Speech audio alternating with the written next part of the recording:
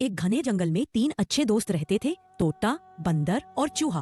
तीनों की आदतें बिल्कुल अलग थी, लेकिन दोस्ती बहुत गहरी थी।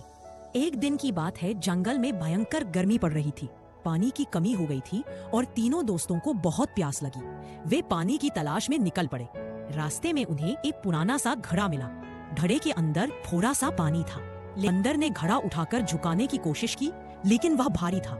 चूहे ने सोचा कि शायद वह अंदर घुस जाए, लेकिन घड़ा इतना गहरा था कि वह नीचे तक पहुंच नहीं सकता था। तोता चिल्लाया, अरे कुछ सोचो ना, प्यास से जान चली जाएगी। तभी चूहे को एक तरकीब सूझी। उसने कहा, हम छोटे छोटे कंकड़ ढूंढकर घड़े में डालते हैं, पानी ऊपर आ जाएगा। सबको यह बात पसंद आई और तीनों मिलकर कंकड़ ढूंढने लगे। तोता अपनी चोंच से कंकड़ उठाकर घड़े में डालता, धीरे धीरे पानी ऊपर आने लगा। आखिरकार पानी ऊपर तक पहुंच गया और तीनों ने खुशी खुशी अपनी प्यास बुझाई।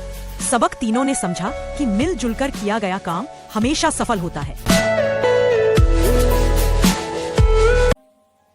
एक छोटे से गांव में गुग्गू नाम का प्यारा सा बच्चा रहता था। एक दिन उसे अपनी छत पर पड़ी रंग बिरंगी जादुई पतंग मिली।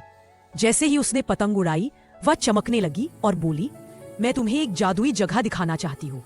पतंग गुग्गू को उड़ाकर ले गई मेघ नगरी, जहाँ बादल हंसते थे और रंगीन बूंदें बरसती थी। वहाँ उसकी मुलाकात नीली बूंद परी से हुई। वह घबराई हुई बोली, अंधेरी हवा ने मेरे दोस्तों को कैद कर लिया है। गुग्गू ने हिम्मत दिखाई।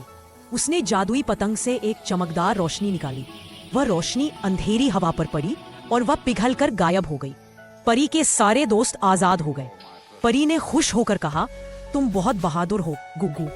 पतंग गुग्गू को वापस गांव ले आई। आसमान की तरफ देखते हुए गुग्गू मुस्कुराया। मेघ नगरी से छोटी सी रोशनी अभी भी झिलमिला रही थी। लेकिन गुग्गू रोने लगता है क्योंकि आप लोगों ने किड्सटून चैनल को सब्सक्राइब नहीं किए हैं। एक जंगल के किनारे एक छोटा सा गांव था। वहाँ एक लड़का रहता था, आरव।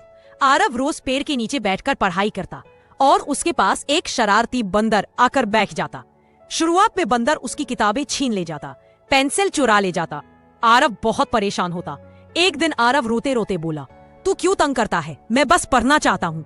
आरव की बात सुनकर बंदर चुप हो गया। अगले दिन वही बंदर एक पेड़ से फल लाकर उसके पास रख गया, जैसे माफी मांग रहा हो। धीरे धीरे उनकी दोस्ती हो गई। आरव पढ़ता, बंदर चुपचाप पास बैठा रहता और जब भी कोई और जानवर आरव को डराता, बंदर उसकी रक्षा करता। सालों बाद जब आरव बड़ा होकर शहर चला गया, वो हर छुट्टी में उस पेड़ के पास आता जहाँ बंदर उसे अब भी पहचान कर खुशी से कूदने लगता। कहानी का सीख, कभी कभी शरारत के पीछे दोस्ती छुपी होती है, बस उसे समझने की देर होती है।